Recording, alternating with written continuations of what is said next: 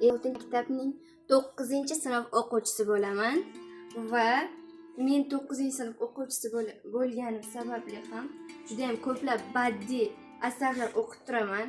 Ularning orasida mana shu Oltin zanglamas asari insonni juda ham o'ziga jalb qiluvchi, hissiyotlarga beriltiruvchi va hayotingizni birdaniga o'zgartirib yubora oladigan darajada qiziq asar bo'lib, bu asar Shuhrat tomonidan yozilganini ham ta'kidlab o'taman.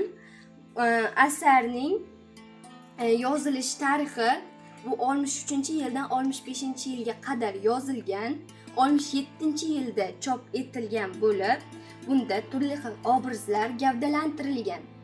Masalan, bosh qahramonda Sodiq ismi jismiga mos, juda ham qalbi pok, intiluvchan odam bo'ladi. U aslida oddiy o'qituvchi, lekin qishloqdan shaharga borgandan keyin shaharning maktabida u direktor lavozimigacha ko'tariladi.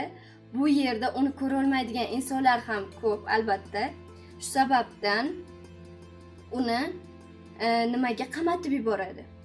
Arzimagan narsalardan din peshvosi yoki nimalardir deb uni ustidan arzimagan narsalarni ko'pirtirib yozishadi va uni shunchaki qamatishadi.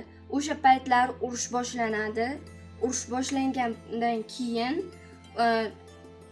Sodiq poyezdda ketayotgan bo'ladi.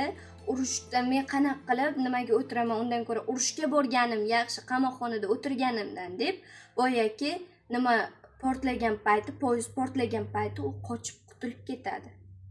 Qochib qutuladi va urushda juda ham katta qahramonliklar ko'rsatadi.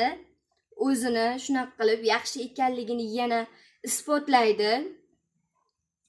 Keyin uning hayotidagi bir to'siq shunaqa qilib yengiladi, lekin undan oldingi bundan qiyinroq to'siqlari ham bor edi.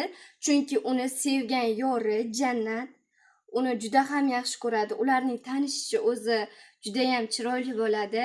Jannat paranji ostida ketayotgan vaqtida oddiy kuchukdan qo'rqib ketib, paranjisi tushib ketadi. Buni Sodiq ko'radi, nima qilib uning yuzini ko'rib sevib qoladi. Bir martaga sevib qoladi. Ular shundan keyin turmush qurishadi. Ularning hayoti juda ham yaxshi edi, lekin ularning orasida farzand bo'lmadi. Bu juda ham oilani buzilib ketishiga juda ham katta sabab. Shuning uchun ham ular oilasi buzilib ketadi. Shuning uchun ham Sodiq boshqa ayolga uylanadi va o'sha ayol unga bir o'g'il tug'ib beradi. U o'g'li tug'ib bergandan keyin boyaki ayol o'ladi, o'g'il qolib ketadi. Lekin Sodiq baribir Jannat bilan qoladi. U Jannatda juda ham holatlarga bu er bilan nima qilishi, uzoqlashishi, juda ham noto'g'ri holatlarga kelib qolishiga to'g'ri keladi. U stressga tushadi, lekin albatta u yana u bilan birga bo'ladi. Muhabbat haq bo'ladi har doim va shuni aytish joizki, inson holatda ham yaxshi bo'lishi kerak. Shundagina u har nimadan yutib chiqadi, o'z o'rnini egallay oladi.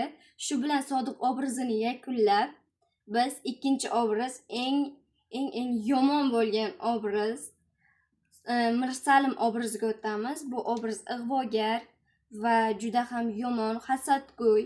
Shu hasadgo'yligi sababli Sodiqni ham hattoki qamatib yuboradi.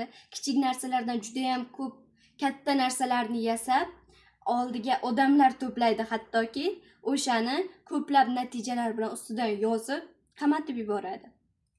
Eng qizig'i, bu odamni oilasi ham unchalik xushlamaydi. Qizi va xotini uni unchalik ko'rishni ham istamaydi deyarli. Shundan xulosa qilib aytamanki, har kim o'zini yo'lida to'g'ri bo'lishi kerak. Yaxshilik hech narsaga yomonlik hech narsaga olib kelmaydi. Bu har doim vaqtinchalik to'g'ri o'sish bo'lishi mumkin, kimnidir nimasidir ustidan kulish yoki qandaydir natijalarga erishish, lekin baribir qulashingiz aniq bo'ladi. Shu sababdan ham eng to'g'ri yo'l yaxshi yo'lda yuring. Bu kitobni albatta o'qing.